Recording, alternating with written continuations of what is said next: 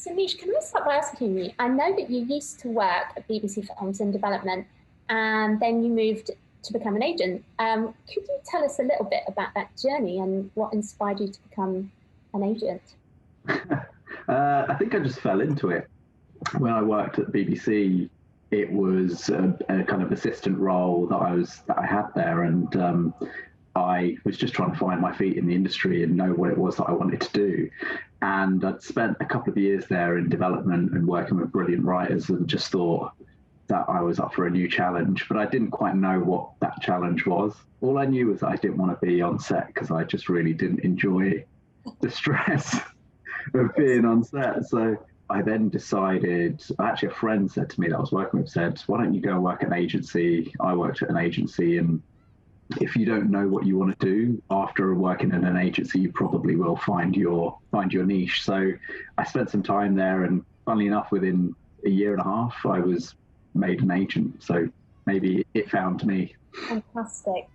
And could you tell us a little bit about, for you personally, what does the agent-talent relationship, can you tell us a bit about that and how it works for you in terms of how you find talent and how you kind of nurture them? Yeah, well, in terms of finding them, it's mainly, I'd say, recommendations that I get from either other clients or producers, or professional relationships that we have.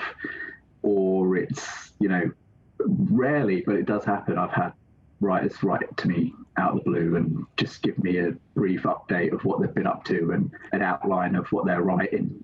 And if I'm bored that particular week, and if I'm not drowning in other submissions and I feel good about my reading pile, then I would just dip into a script or two. And I've done it actually twice now in the last couple of years. I've done that, and I've signed a writer just out of the blue from someone who's just written to me. So it happens rarely, but it does happen. Fantastic. They hit a sweet spot, I think, for me. Worked. And you've got a really unique list of talent that you work with. What was it that stands out for you when you are taking on a client? What is it you look for? You've never really know how to put that into a sentence. There's a lot of different things. I think mainly it's about a clarity of voice, something to say about the world. A client of mine always talks about, a director client actually talks about Trojan horsing, where you have a message to say in the work that you make, and but you put it in an entertaining way, so the audience aren't really aware of what they're watching until the end, until they've watched it, and then they realize what it's actually about. I think that's a really good way of putting it. I quite like stories with a powerful message, but told in an entertaining way, or something to say about the world. That's also entertaining as well, because it is, at the end of the day, we're making entertainment, right? Absolutely, that's a brilliant example. I love that. Yeah. And just kind of moving more towards sort of TV writing. When you're reading a TV pilot, what would you say are the most important components for that to be a successful pilot? Well, I wish it was that easy to put them down.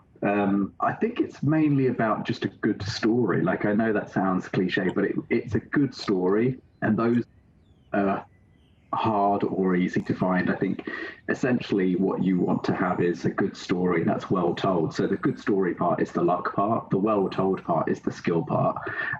So having a strong introduction to a character and a world, or a precinct that is either a familiar precinct like a police station or a hospital, or something that's not so familiar, is good.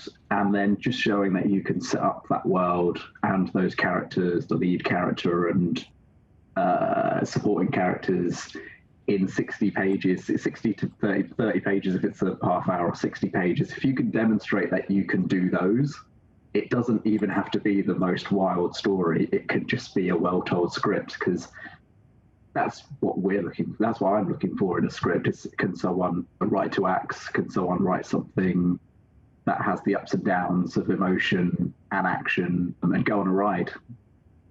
And then I suppose you want to end on a cliffhanger. That sounds a bit too dramatic, but some kind of reveal or something that would make me want to read on, read the second episode and know what happens to these characters that you've set up. That's great.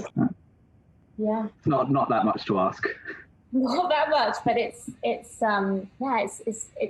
hard to do, isn't it? To tell that story in a way that is convincing, authentic, but also entertaining. All those components together. And there's those are like the headline parts, and then you have things like what's the text saying, where are we, what are we seeing, and then what's the subtext of that, what's the deeper meaning, what's the thing that's going to hit an audience on a primal level, is the thing that just elevates it to a different level. Brilliant.